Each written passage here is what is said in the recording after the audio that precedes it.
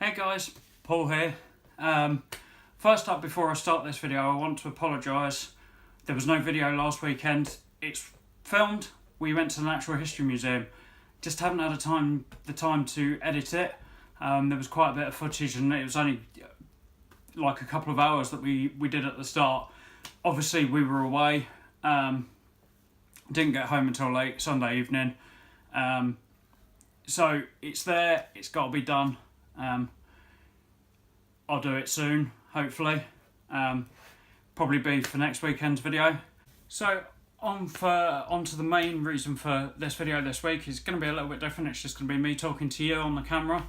And you may say, he looks a bit sweaty and worn out. And there's a reason why I've done this. I've just worked out, just had a workout, home workout. On top of this, straight away, I'm going to say no affiliation with anybody that I talk about in this video, any companies or anything like that. But I've started using a app on my phone called Swerkit. As some of you may know, for anybody that listens to the podcast that I'm on, I've been running for 5 years now, and I've improved. Don't get me wrong, I started out way back, 2014 was my first proper race. I did the Wine and Dine half marathon at Walt Disney World. And there was a reason for me doing that, and I've talked about it before in a lot of places. My son was born in 2013. I decided it was time for me to become fitter, to be able to chase after him as he got older. And it got to that, I started it, and we'd kind of decided we were going to Walt Disney World when he was fairly young. He was 18 months old, and it just happened to coincide that the Wine and Dine half marathon was that weekend. So it gave me a target to train to, and I've told my story about Wine and Dine over and over again. I'm not going to repeat it, but I did it. Time wasn't great, and I knew there was room for improvement. So on top of that, then I haven't got back to Walt Disney World since then, as you all know. So I've not run again in the States. But I've done other races over the years. I've carried on running. Not Walt Disney World. RunDisney started their own races in Disneyland Paris in 2016. So once again, I trained for that. Did that. Time was better. Still not as good as I'd like it. Then the following year, I did Paris again. Improved my time massively. And I'll tell you up front, it was my PB, and it still is my PB. I did a 2-hour 21 half marathon, which some people may look at and scoff at as being slow. I was happy. I'd run the Silverstone half marathon about 6 months before. I'm wearing my finisher shirt now, actually. I've just worn it to work out. So I did that first before Paris. That was a PB, and then I went to Paris in 2017 again and PB'd that again. After that, the downfall came. I ran another half marathon that December. Didn't train overly well, but thought my fitness from Paris would have got me through. First time I've ever run a half marathon and been slower than the previous one. That knocked my confidence. It was part of my training regime as I was running my first marathon in Brighton at the beginning of this year. And I had a couple of niggling injuries. A knee injury came during my training for Brighton. Set out to hit my goal. I was well in time, and I got halfway through the marathon, and my knee tweaked again. I'd got it strapped up as it was, and that wasn't good enough as far as I could tell.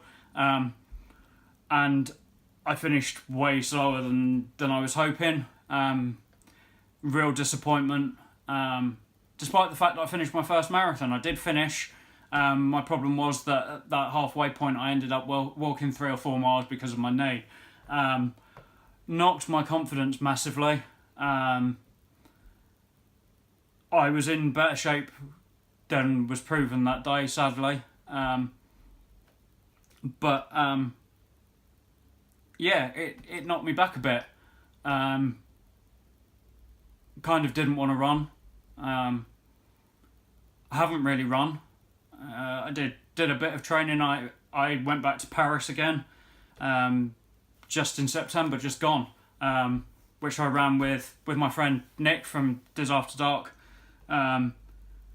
but didn't concentrate on times. I know I didn't have it in me to go for a better time than I had done previously.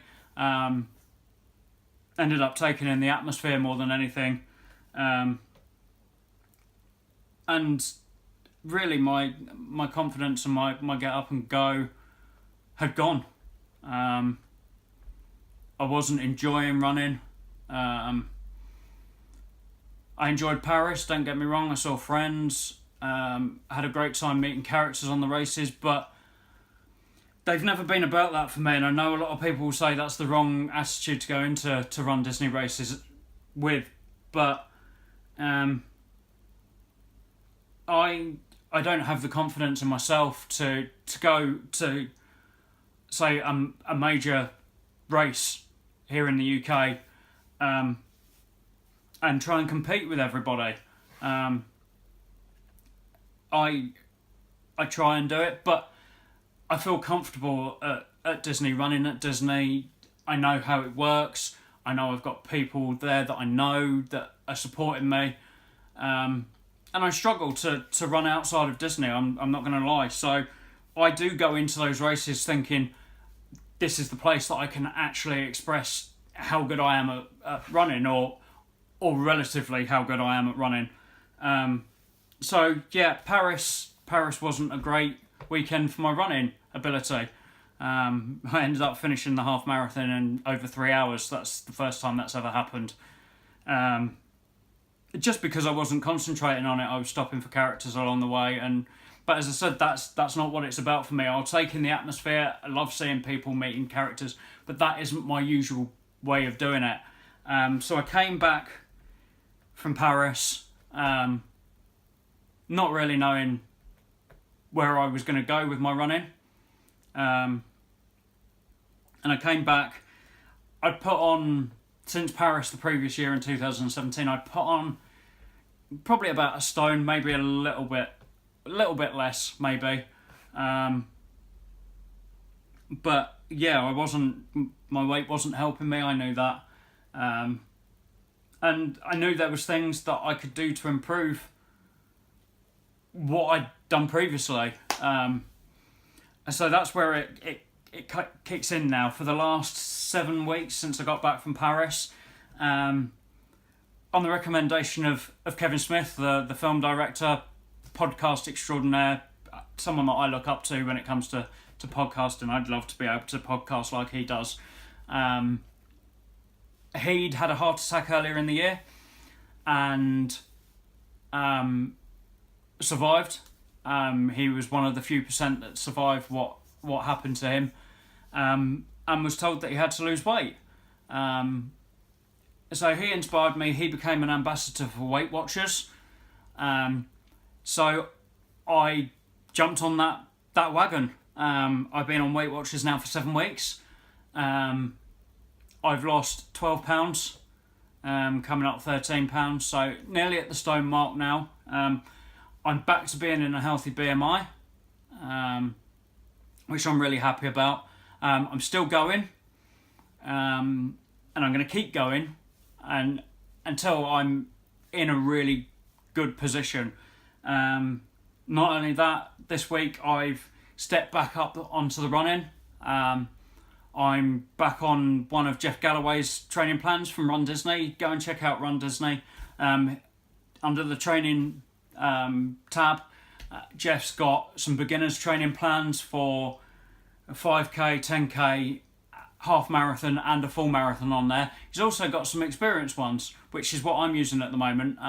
The experienced ones, again, I think they're half marathon, full marathon, the challenge and the half, the goofy challenge and a half, so the 10k and the half marathon together.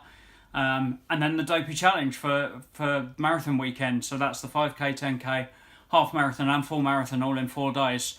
So if you fancy taking on that challenge, go and check out Jeff's training plans. Definitely recommended. I've followed them and they've never taken me wrong, to be honest. I myself may have dropped the ball occasionally on them and not done the full training plans, taken runs off when I've not been bothered to go out.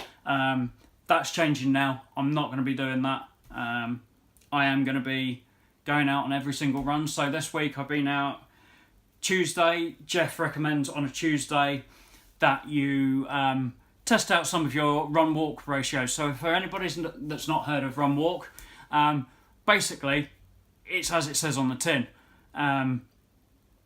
You run for a certain amount of time, then you walk for a certain amount of time. And I've kind of always sat on the easy side of it. I tend to stick to 30 seconds running, 30 seconds walking. That's going to change now as well. I'm going to be pushing myself to step up and do some longer running splits after, as I said, 5 years of doing running. I shouldn't be resting on my laurels like that, and I have been, and I know that there's more within me. So Tuesday's runs, that's what that's all about, is testing those run ratios to see how you feel and how comfortable you are with longer running splits. So Tuesday just gone, did a nice easy one. I started with 20-40, so very low, 20 seconds of running, 40 seconds of walking. Second 10 minutes I did 25-35. So a bit more up, and then I got to that stage where I always kind of sit at the 30-30. So I got that first run in. That was really good. So I enjoyed that. Thursdays is all about your race pace. So at this stage, as I said, I'm not really stepped up my game because it is the first week. So I sat at that 30-30. You run 2 miles at your race pace.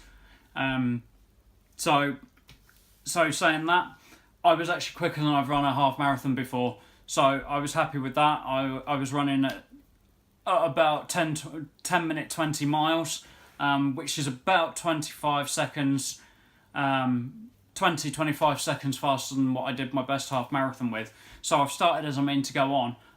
He does recommend that you do the first 2 miles at that race pace and then a gentle run back on that last 10 minutes. Again, it's a 30-minute run.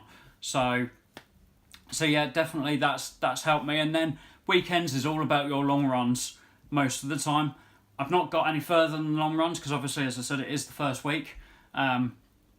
So it was just a 3-mile run this weekend. He recommends that you do this at a slow pace, at an easy pace. So between a minute and 2 minutes slower than your race pace.